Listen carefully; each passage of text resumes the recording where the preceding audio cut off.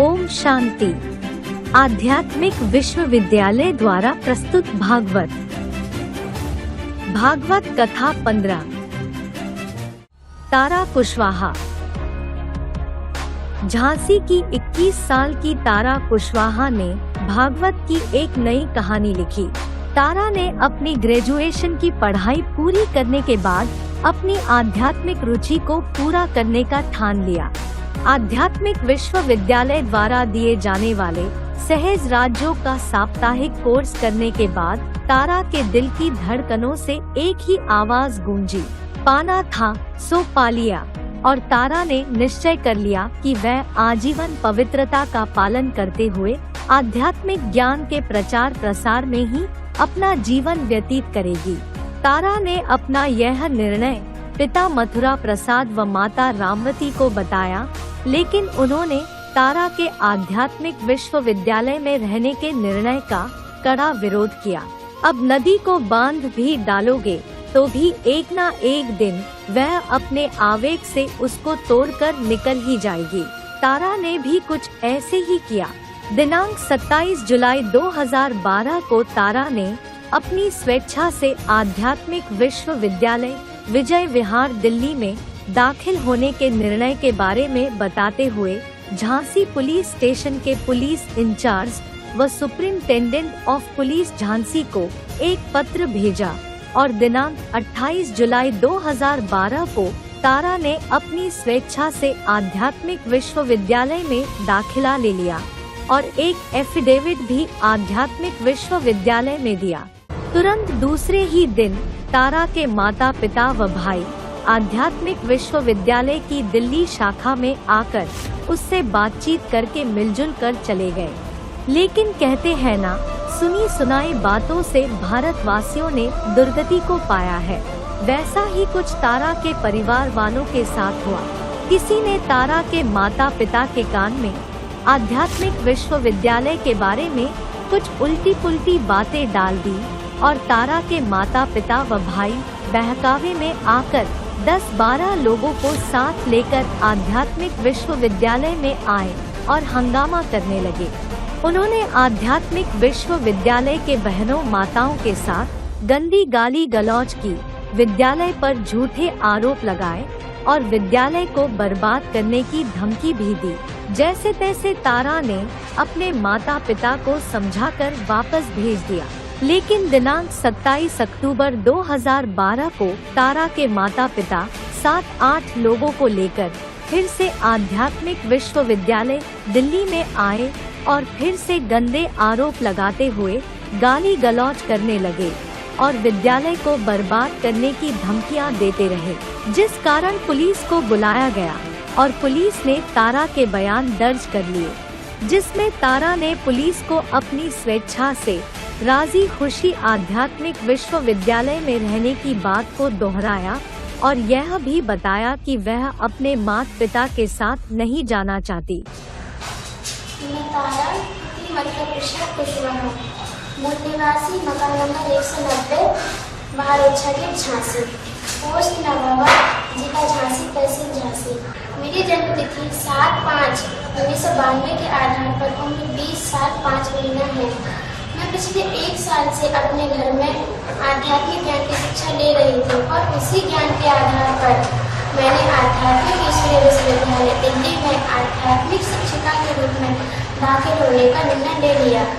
मैं दिनांक 28/7/2012 को अपनी स्वेच्छा से आध्यात्मिक ईश्वरीय विश्वविद्यालय दिल्ली में दाखिल हुई। 29/7/2012 को मेरी माँ रामवती, भाई रामेश्वर और अन्य 6 रिश्तेदार और दिनांक 30/9/2012 को मेरे माता पिता, भाई, मामा, भतीजी मुझसे मिलने के लिए यहाँ आध्यात्मिक ईश्वरीय विश्वविद्यालय दिल्ली में आए और सभी से मेरी बातचीत भी हुई। मेरे माता पिता, भाई व अन्य 7-8 रिश्तेदार किसी की सुनी सुनाई बातों में आकर यहाँ आध्यात्मिक ईश्वरीय विश्वविद्यालय में हंगामा करने लगे और यहाँ आध्यात्मिक ईश्वरीय विश्वविद्यालय विजय विहार में पुलिस को लेकर आई। मैंने पुलिस को अपनी स्वेच्छा से यहाँ आध्यात्मिक ईश्वरीय विश्वविद्यालय में रहने का बयान दिया और अपने बालिग होने का प्रूफ भी पुलिस को दिखाया। उक्त घटना की शिकायत विद्यालय की अनीता बहन ने दिनांक 30 अक्टूबर 2012 को SHO Vijay Vihar police station DCP outer district Delhi व राज्य महिला आयोग दिल्ली को पत्र भेजकर की, लेकिन पुलिस द्वारा न ही कोई पूछताछ की गई और न ही कोई कार्यवाही की गई। उक्त घटना के एक साल बाद दिनांक 22 अक्टूबर 2013 को तारा के माता पिता भाई 15-20 पुरुष गुंडे असहाय महिला शिशु एवं बाल कल्याण समिति नामक NGO की मुखिया परविंदर कौर व उसके अन्य सहयोगी विजय विहार पुलिस थाने की पुलिस के साथ आध्यात्मिक विश्वविद्यालय विजय विहार दिल्ली में कोई औपचारिक पूछताछ किए बगैर जोर जबरदस्ती कन्याओं माताओं के कमरे में घुस गए। पुलिस के पास कोई सर्च वारंट, नोटिस अथवा शिकायत नहीं थी। इन सबने विद्यालय में हुड़दंग मचाया और कन्याओं माताओं के साथ निर्दयता व क्रूरता से पेश आए। सबने विद्यालय की कन्याओं माताओं के सामने अश्लील शब्दों का प्रयोग किया व गंदी गाली गलौज की। वे सब आध्यात्मिक विश्वविद्यालय के बारे में झूठी झूठी अफवाहें आम जनता में फैला रहे थे। बिना लेडीज पुलिस के सारे जेंट्स कन्याओं माताओं के कमरों में घुसकर धमकियां दे रहे थे। आशाराम बापू जैसे आपको भी फंसा देंगे, भंडाफोड़ कर देंगे सबका। जब गिरिजा बहन ने उनसे पूछा कि आप लोग कहां से आए हैं, तो उन्होंने जवाब दिया कि शीला दीक्षित को जानते हो, हम लोग वहां से आए हैं। समझे? घुसपैठियों ने विद्यालय में खुलेआम लूट मचाई और विद्यालय की कन्याओं के बारे में अभद्र बातें बोलते हुए उनको अपमानित व बेइज्जत किया व आम जनता को आध्यात्मिक विश्वविद्यालय के खिलाफ भड़काकर विद्यालय की छवि को बदनाम करने की कोशिश की। पुलिस चुपचाप तमाशा देखती रही। गिरिजा बहन ने PCR कॉल करके पुलिस व घुसपैठियों की उक्त हरकतों की सूचना दी। आम जनता गेट तोड़ने पर आमादा हो गई, लेकिन आध्यात्मिक विश्वविद्यालय के सदस्यों ने निर्भयता से भगवान की याद में आतताइयों से डटकर मुकाबला किया। तारा बहन जो आध्यात्मिक सेवाओं में बाहर गई हुई थी, वह शाम को 4 बजे जैसे ही विजय विहार पहुंची, वह सीधा विजय विहार पुलिस थाने जाकर SHO से मिली व उसने अपनी स्वेच्छा से और राजी खुशी विद्यालय में रहने की बात को फिर से दोहराया। विजय विहार SHO ने तारा के बयान दर्ज कराकर उसको आध्यात्मिक विश्वविद्यालय छोड़ दिया और इस तरह सारे घुसपैठियों द्वारा लगाए गए आरोपों का खंडन हुआ। लेकिन फिर भी पुलिस ने उन घुसपैठों के ऊपर कोई भी कानूनी कार्यवाही नहीं की। विद्यालय की वरिष्ठ बहन जी प्रजापिता ब्रह्मा कुमारी ज्योति ने पुलिस व घुसपैठों द्वारा आध्यात्मिक विश्वविद्यालय की कन्याओं माताओं के साथ किए गए उत्पीड़न की शिकायत दिनांक 24 अक्टूबर 2013 को SHO Vijay Vihar police station DCP outer district commissioner of police new Delhi, national human right commission new Delhi को पत्र भेजकर की। लेकिन बार बार पुलिस स्टेशन जाकर अपराधियों के खिलाफ FIR दर्ज करने का निवेदन करने के बावजूद पुलिस ने FIR दर्ज नहीं की।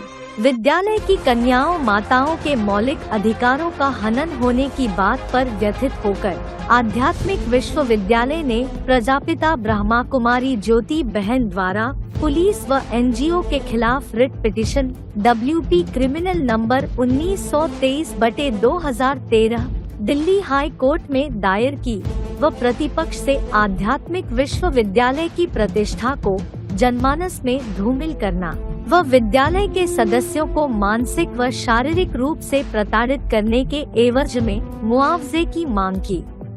याचिकाकर्ता ने उक्त रिट दायर कर अपराधी पुलिस के खिलाफ कार्यवाही करने की भी मांग की और आध्यात्मिक विद्यालय की कन्याओं माताओं को सुरक्षा प्रदान करने की भी मांग की। कोर्ट ने उक्त याचिका को स्वीकार कर प्रतिपक्ष को नोटिस जारी किया व पुलिस को स्टेटस रिपोर्ट दाखिल करने का आदेश दिया। जिसमें स्वयं पुलिस ही अपराधी के कटघरे में खड़ी हो, उसमें पुलिस द्वारा सच्चे स्टेटस रिपोर्ट दाखिल करने की अपेक्षा भी कैसे कर सकते थे।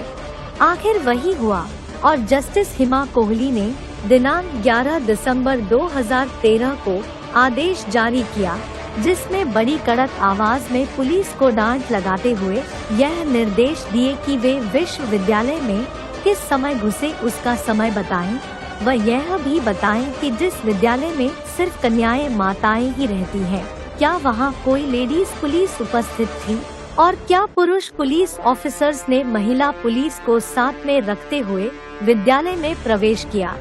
इन सब बातों का स्पष्टीकरण मांगते हुए जज साहब ने पुलिस को अतिरिक्त स्टेटस रिपोर्ट फाइल करने के निर्देश दिए। उक्त केस के कारण कुछ समय के लिए पुलिस का आध्यात्मिक विश्वविद्यालय के प्रति कार्य व्यवहार में कुछ सुधार हुआ। पुलिस व आध्यात्मिक विश्वविद्यालय के सदस्यों में सौहार्द व प्रेम भाव बना रहे।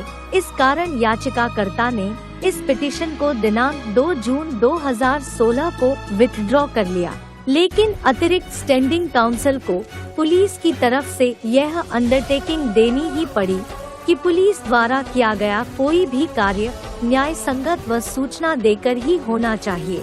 अंततः झांसी की तारा ने शरारती तत्वों को करारा जवाब दे ही दिया।